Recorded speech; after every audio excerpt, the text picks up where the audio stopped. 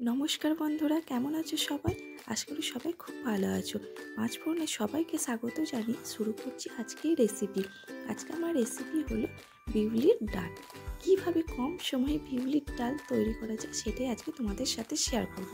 তার জন্য প্রথমেই আমি একটা প্যানে নিয়ে নিয়েছি পরিমাণ মতো সর্ষের তেল। এরপর আমি এতে দেবো একটা শুকনো লঙ্কা এবং সামান্য গোটা জিরে।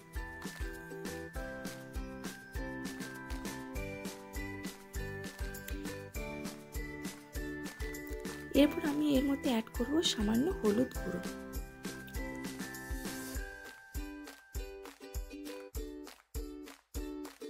এখন আমি এর মধ্যে দেব আগে থেকে সেদ্ধ করে রাখা কলাইয়ের ডাল।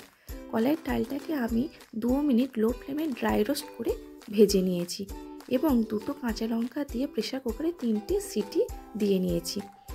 এখন ডালটাকে আমি ভালো করে মিশিয়ে নেব। এখন দেবো স্বাদ অনুযায়ী লবণ।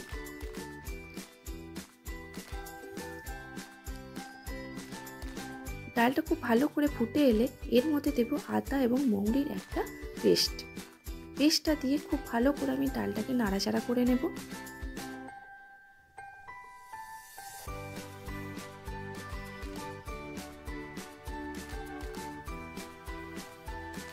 দেখো ডালটা আমার রেডি হয়ে গেছে।